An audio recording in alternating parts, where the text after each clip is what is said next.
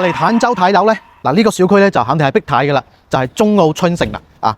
小區咧不但環境舒適，小區咧亦都係非常之大嘅，同埋咧離珠海咧係相當之近啊。港珠澳大橋過到嚟咧，亦都係15分鐘左右嘅一個路程就可以到我哋小區啦。門口咧亦都有直通香港嘅大巴可以去到旺角啦、太子啦、荃灣啦，非常之方便。呢個小區咧係非常多嘅港澳朋友居住嘅環境非常之靚仔。今日咧就帶大家睇一套全新裝修、帶埋家私電器嘅二手樓，嚟跟住我鏡頭上去睇睇。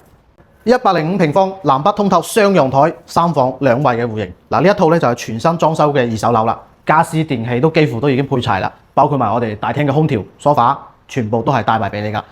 業主咧就將呢個陽台咧推咗出嚟，做咗呢個風窗嘅設計。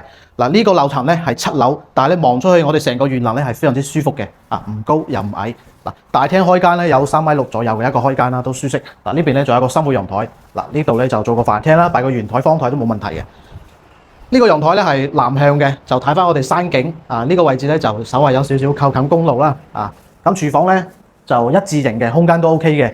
最主要係呢一戶咧係2梯4戶嘅呢個戶型嚟嘅，入到嚟咧有個大概係6個平方左右嘅後花園啦，做好咗呢啲鞋櫃，平時鞋都可以擺喺度啦。呢邊休息區咧就做咗3間房間，房間咧都非常之唔錯嘅，通風採光都非常 OK。